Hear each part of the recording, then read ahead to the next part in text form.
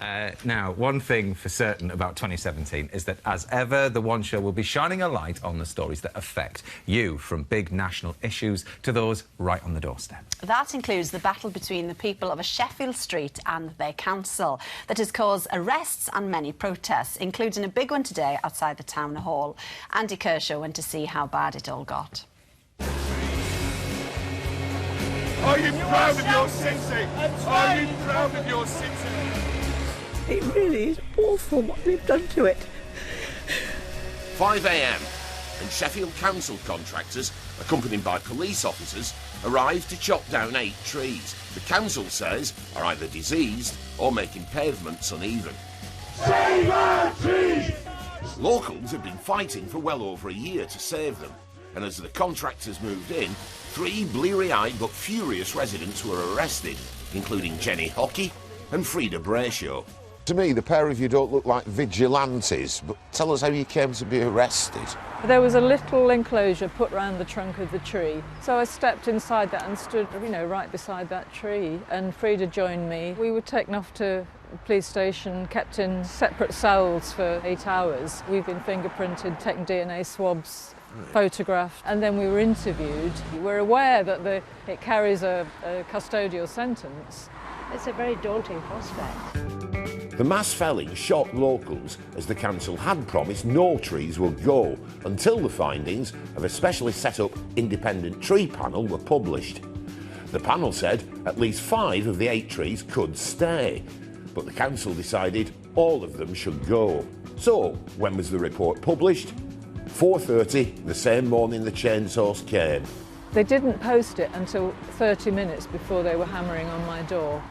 Sheffield Council since said sorry and promises that in future no trees will be cut down before 7 a.m. One of the country's leading tree experts, Jeremy Barrell, has come to Sheffield to check out their troublesome trees. Jeremy, what kind of problems can mature trees along a street like this cause? Well, the main problem is going to be sort of damage to the surfacing and lifting up the pavement and also displacing the curbstones. What can you do instead of cutting down the tree? There's lots of flexible paving products that you can use to sort of build over the roots and allow them to grow and move. This tree was among the 8 to be axed, but was saved by the protesters. So what's Jeremy's expert opinion? The disruption on this side of the pavement... Pavement's a bit lumpy. But it's minimal. Yeah. This is normal. It's the same where there aren't any trees. This is all stuff that the technical solutions, and it's just conventional stuff. And on the roadside? Well, we do have some curb displacement there, but they just take out those 2 curbstones and you've got another 10 or 20 years growth for the tree before it even starts to encroach on the highway. The independent tree panel took the same view, yet the council, which had promised to listen to the panel's advice, ordered its destruction anyway. As we don't know exactly which trees will be next, Jeremy cast his expert eye over several currently in the council's sites. Are there any trees along here that you think ought to be removed? None from a health point of view. All the trees are okay, and from a safety point of view, they're fine. What are your feelings on this one? Well, I've looked at every tree here, and none of them need to come out. This is contrary to government guidance. It's contrary to the professional guidance set out by the Chartered Institute of Highways and Transport. It's just a shocking affair that really we just have to try and make sure it doesn't happen anywhere else in the country. Time to meet a councillor. Brian Lodge is overseeing the scheme.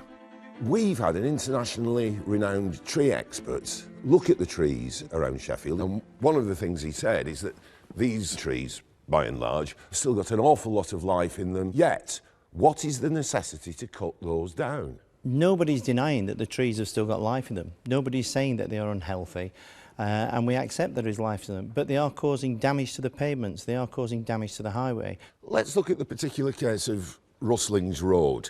Your own independent tree report actually said that 5 of the 8 that were cut down were healthy and not causing a problem, but they were cut down nevertheless. No, they were causing problems to the pavement and the highway. Did your own report say that those 5 of the 8 should still be cut down? The report suggested that did it? The report suggested that we look at an engineering solution. On the cost basis, and the council just doesn't have that funding available to do these sort of works. So the truth of all this really is trees are being cut down in their thousands around Sheffield because it's cheaper to cut them down than maintain them properly. No, we are replacing trees across the city. There are 34,500 street trees in the city. By the end of this contract period, we will have removed about 5,000 to 6,000, but we're planting substantially more than that. 2 months on, and unlikely protesters Jenny and Frida are still waiting to hear if they'll face prosecution over their 5 a.m. bid to keep the leaves rustling on Rustling Road.